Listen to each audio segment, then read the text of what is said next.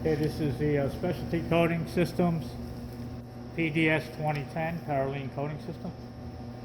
First thing I want to point out is we have the side panel off, just to show you that this is a Edwards 12 rebuilt pump. The oil has been changed in it, so you won't have to change it for a while. And it's plugged in right to the system here.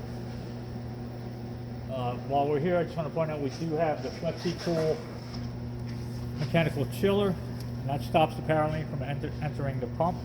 It'll trap it on the side of the probe here. So this is the probe on the side. We'll send this along. This is just if you were to use liquid nitrogen. Since we have the chiller, we'll just go ahead and put that in. It's just placed in here. There's an O-ring here. Just place it in there. The vacuum will pull. When you turn the vacuum on, it'll pull it closed, keep it closed. This runs off of 208 single phase. I think it only requires 5 or 6 amps.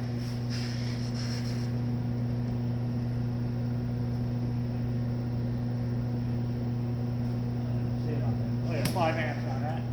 And our system here runs off of 208 too, but the requirement on that is 12 amps. So it's 208 single phase, 12 amps. So that's your two power sources that you'll need.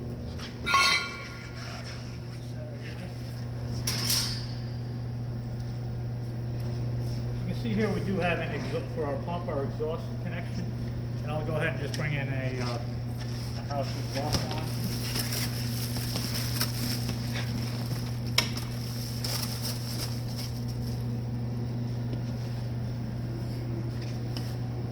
Right, in the manual it says once you turn this on, it takes about 45 minutes to get down to temperature, so I'll go ahead and power that up. I'll turn it off and on.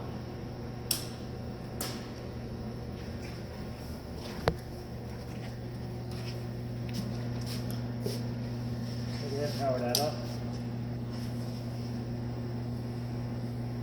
It'll take a few minutes and you'll see the cool light comes on. So it takes a little while to start up. Get the compressor running. And let's take a look at the chamber right now. This has been cleaned. Okay, here's our chamber. The chamber has been cleaned completely. Go ahead and place this on the side. If you look in here, you can see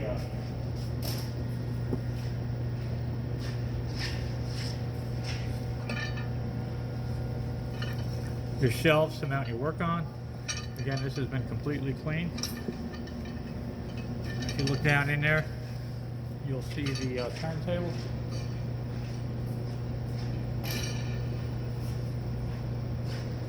And a baffle over here. The holes are supposed to point out towards the outer part of the chamber. Let me just lift this off.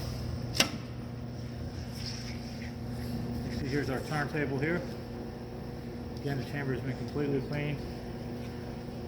And the rest of the system is fairly clean, so I didn't do much else to it other than cleaning the actual deposition section. Again, this pops out. This is your baffle. Your furnace is down in here. Baffle holes you want to point out towards the outer wall.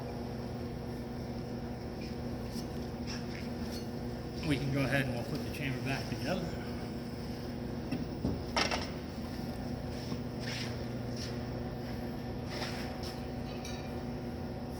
I'll load the table in there. This just sits on the carousel, the turntable as it turns, the whole thing will turn.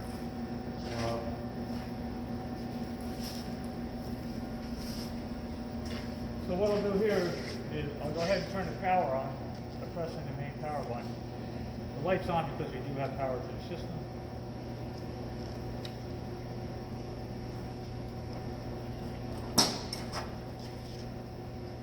I have an emergency off on and stuff. And at this point you'll see that all the controllers will come up. We do have a digital data chart recorder here, and it's monitoring both the vacuum pressure as well as the vaporizer temperature. So there's 2 lines leading off of the PLC here to your chart recorder, and that is functional. I'll go ahead and put the top on here. Right now, all of the controllers are off. I just want to point out down here, this is your vaporizer.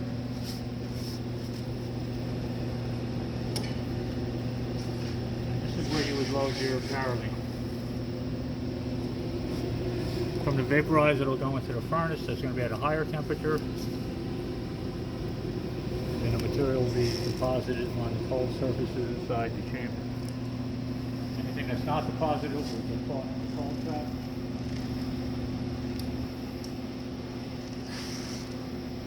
This is your thermocouple leading up to your data chart recorder.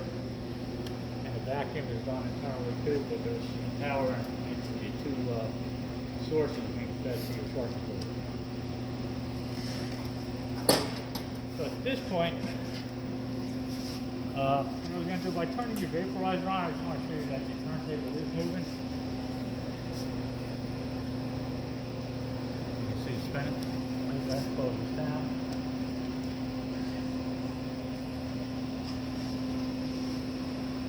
I'll turn all the furnaces on. I'll go ahead and turn the vacuum on.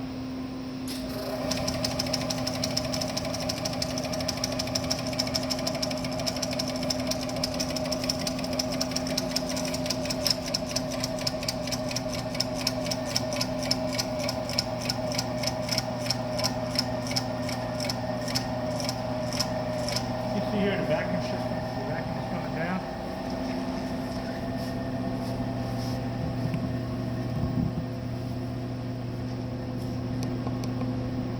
And you'll notice that our furnace temperature is going to come up to 690, and they put a heater around the vacuum gauge. So at atmosphere with a cold vacuum gauge, it should read 1000, but it's calibrated so that as it gets up to the 135, the lower reading, as they say, we have it set at 22. It's pretty close to a millitorr. That's explained in the manual exactly. They call them vacuum units, but it's pretty close to millitorr range. That's when the chamber vacuum is at temperature. And here you can see the vacuum gauge on the being shown on your chart recorder. So what we'll do is we'll come back later. Well, it'll take about, I'd say about a half hour to get up to temperature. And then I think we have to start process here. I forgot about that. We're going to start the process. That'll allow the heaters to actually start heating up. All right, as you can see, our furnace temperature is almost at 690. The thing to indicate here, is to notice here, is that the alarm is off. Our chamber gauge is at 135. I turn the vaporizer to the off position so that, and this way you can just let it heat up and evacuate to the base pressure, which is 7. And the vaporization don't take place until you go ahead and hit the, turn the heater on. So you can do it either way. You can just put everything on, hit start, it'll go, or you can do a vacuum soak here, which is, and allow it to heat up, which I did right here now. So as long as this alarm is off, this alarm is on. We're below our base pressure. We'll go ahead and turn the vaporizer on. So if there was power leaning inside the vaporizer, what happens here is the temperature of the vaporizer is controlled by the vacuum. So the low set point for the vacuum is 3 vacuum units above 7, which is set internally in the temperature controller. So it's set at 10, and we're trying to regulate it at 22 as the high. So what's going to happen now, since there's no power lean in the vaporizer, it's just going to heat up to 175, maybe go a little bit above it. We won't see any change, maybe a very slight change in the vacuum. So we'll come back later when we're up at around 175. All right, you can see that our vaporizer is up at 174. See it on the chart recorder here, 174.4. It's listed up here. It's switching back and forth between vacuum and the temperature. Oh, the thing to point out is we didn't see any change in the vapor and the vacuum pressure because there was no power lean in there. But as this was ramping up, the pressure would rise and it would slow down the heating of the vaporizer to try to keep it within the pressure range that's necessary. So this just indicates that all our heaters are working properly, the vacuum gauge is working properly. Once this was done, it would go into alarm and the heater would shut down. And at that point you would go ahead and I'll just shut everything off here.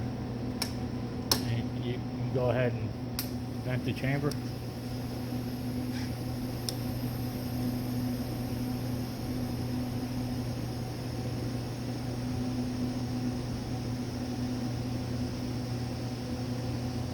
I'll go ahead and shut the chiller off.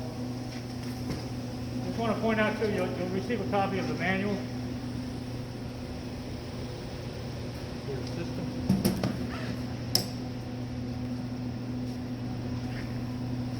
Okay, because the gauge is at temperature somewhere around 960, 970 is about when you're at atmospheric pressure, you can go ahead and pull out your cold probe here. You can see that's cold. And that's it, you're basically done at that point.